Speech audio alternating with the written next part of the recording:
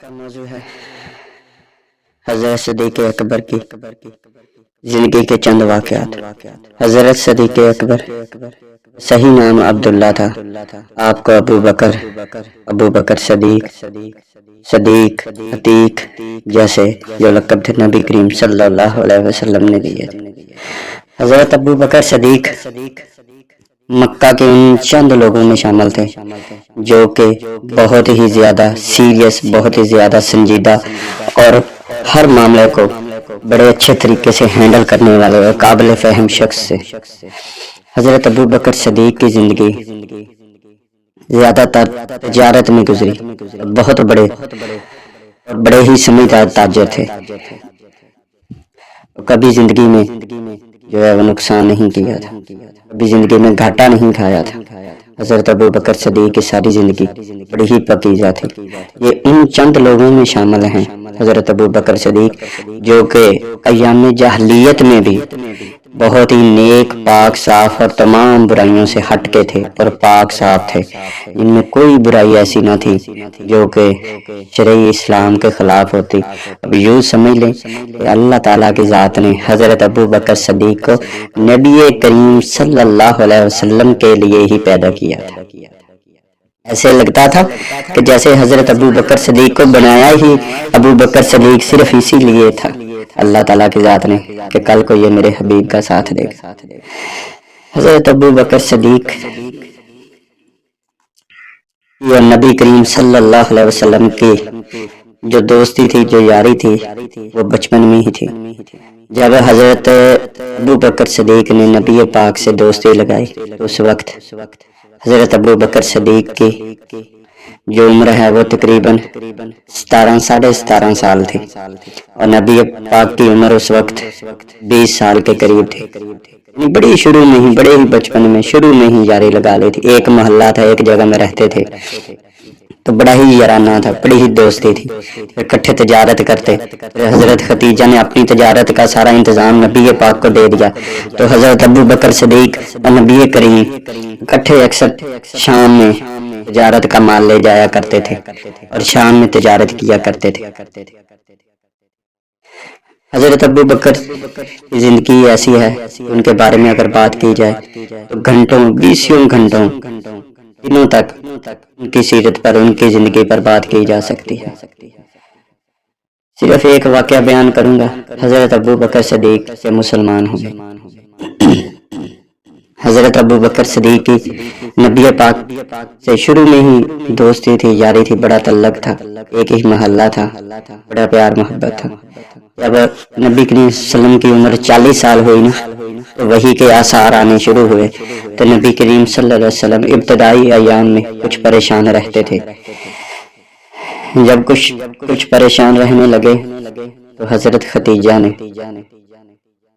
حضرت ابو بکر صدیق کو پیغام بھجوایا جو آپ کے صاحب ہیں، جو آپ کے دوست ہیں، وہ آج کل کچھ پریشان سے رہتے ہیں، ذرا ان کے ساتھ زیادہ اٹیچ رہیے گا، ذرا ان کے ساتھ زیادہ ایک دوسرے کے ساتھ رہیے گا، ان کو پوچھیے گا ان کو کیا مسئلہ، پتہ نہیں یہ آج کل کچھ پریشان سے رہتے ہیں۔ حضرت ابو بکر صدیق نے پوچھا، نبی کریم صلی اللہ علیہ وسلم نے ارشاد فرمایا کہ ابو بکر میں تمہیں کچھ دنوں بعد بتاؤں گا۔ پھر اللہ کی وحی کے آثار واضح ہوئے، حضرت جبرائیل تشریف لے کے آئے، آپ کو نبوت بشارت دی تو حضرت خدیجہ کو آپ نے بتایا تو حضرت خدیجہ نے بھی آپ کی تصدیق کی، آپ پر ایمان لے آئیں، مسلمان ہو گئے۔ اس کے بعد آپ نے حضرت ابو بکر صدیق کو دین کی دعوت دی۔ آپ نے حضرت ابو بکر صدیق کے بارے میں نبی کریم صلی اللہ علیہ وسلم فرماتے ہیں کہ جس کو بھی میں نے دین کی دعوت دی اس نے کوئی نہ کوئی معجزہ مانگا۔ میرا ابو بکر ایسا ہے جس نے کوئی معجزہ نہیں مانگا۔ میں نے کہا ابو بکر، فرمایا یا رسول اللہ، میں ابو بکر مسلمان ہو جاؤں۔ فرمایا یا رسول اللہ، آپ میرے بارے میں مجھ سے بہتر چاہتے ہیں، بہتر جانتے ہیں، جس طرح آپ کہتے ہیں اسی طرح۔ تو ابو بکر نے دوسری بات ہی نہیں کی اور کلمہ پڑھ کے مسلمان ہو گئے۔ نبی کریم صلی اللہ علیہ وسلم فرماتے ہیں جتنا نفع مجھے ابو بکر کی ذات نے، ابو بکر کے مال نے دیا ہے، اتنا نفع مجھے کسی نے نہیں دیا۔ ایک دفعہ کا ایک چھوٹا سا واقعہ ہے، بیان کرتے ہیں۔ ایک دفعہ حضرت ابو بکر صدیق، نبی کریم صلی اللہ علیہ وسلم نے فرمایا کہ تمام مسلمان ہجرت کر چکے ہیں، جو چند ایک رہ گئے وہ بھی ہجرت کر جائیں گے، تو سب سے آخر میں آپ اور میں نکلیں گے۔ فرمایا یا رسول اللہ حاضر، فرمایا کہ آپ تیاری کر لینا، تو جس دن اللہ کی ذات کا حکم آیا، وہی آئی، اس وقت میں نکل پڑوں گا۔ حضرت ابو بکر صدیق نے کہا ٹھیک ہے یا رسول اللہ۔ تو کفار کو پتہ چلا کہ نبی کریم صلی اللہ علیہ وسلم اپنا گھر چھوڑ کے ہجرت کرنے لگے ہیں، تو انہوں نے چاروں طرف سے گھر کو گھیر لیا اور نعوذ باللہ ارادہ کیا کہ نبی کریم صلی اللہ علیہ وسلم کو یہیں پہ ختم کر دیں گے، قتل کر دیں گے۔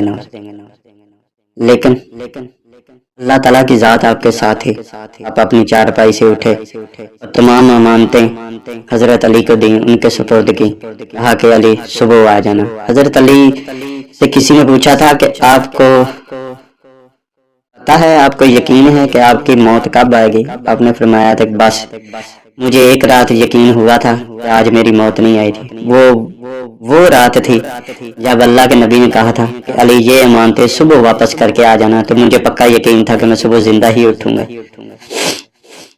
تو حضرت علی کو اپنے بستر پر لٹایا اور وہاں سے اٹھے، تو تمام کافروں نے نا گلی کو گھیرا ہوا تھا، تو نبی کریم صلی اللہ علیہ وسلم نے ایک کنکریوں کی مٹھی اٹھائی اور پھینکی، تو اللہ تعالیٰ کی ذات قرآن پاک میں ارشاد فرماتی ہے کہ اے نبی، وہ جو تم نے مٹھی کنکریوں کے پھینکی تھی وہ تم نے نہیں پھینکی تھی، بے شک تیرے رب نے پھینکی تھی۔ تو وہ تمام کی آنکھیں اندھی ہو گئی، تو آپ ان کے درمیان میں سے گزر آئے، ان کو پتہ بھی نہیں چلا۔ تو جب آپ حضرت ابو بکر صدیق کے دروازے پہ پہنچتے ہیں نا، تو دستک دینے کے لیے ذرا سا دروازے پہ ہاتھ رکھا تو سارا دروازہ کھل گیا۔ تو حضرت ابو بکر صدیق دروازے کے پیچھے کھڑے ہیں، فرمایا حاضر یا رسول اللہ، قربان ابی امی یا رسول اللہ۔ فرمایا کہ یا رسول اللہ میرے ماں باپ آپ قربان آ جائیں۔ نبی صلی اللہ علیہ وسلم بڑے حیران ہوئے، فرمایا کہ ابو بکر تم نے دروازہ کیوں کھلا چھوڑا ہوا ہے، تم دروازے کے پیچھے کیوں کھڑے؟ فرمایا کہ یا رسول اللہ جس دن سے آپ نے کہا تھا کہ ہجرت کرنی ہے ابو بکر تیاری کر لو، یا رسول اللہ اس دن سے میں اپنا سارا سامان باندھ کے ساری رات دروازے کے پاس کھڑا رہتا ہوں، یہ سوچتا رہتا ہوں کہ میرے حبیب کبھی آئیں اور میں سویا ہوا ہوں، تو یہ مناسب نہیں ہے، تو میں ہر رات یا رسول اللہ میں آپ کا یہیں پہ انتظار کرتا ہوں۔ یعنی آپ اندازہ لگائیں، اس شخص کے بارے میں اندازہ لگائیں جس نے 1 2 10 15 جس نے بے شمار راتیں صرف اس آس میں گزاری ہوں تو میرے نبی آ کے میرے دروازے پہ دستک دیں گے۔ حضرت ابو بکر صدیق نے اس دن سے ہی تیاری کر رکھی تھی ہجرت کی۔ نبی کریم صلی اللہ علیہ وسلم نے آپ کو ساتھ لیا، اونٹنی پہ بیٹھے۔ حضرت ابو بکر صدیق کی آپ سے محبت یہ تھی کہ جب آپ سفر کرتے تھے نا تو کبھی آگے ہوتے تھے کبھی پیچھے ہوتے تھے، تو اللہ کے نبی نے فرمایا ابو بکر ایسا کیوں کرتے ہو؟ فرمایا یا رسول اللہ جب آگے ہوتا ہوں میرا خیال آتا ہے کہ آگے سے کوئی جانور کوئی خون خار کوئی چیز نہ آ جائے، اگر وہ آئے تو سب سے پہلے مجھے نقصان پہنچائے، آپ کو نہ پہنچائے۔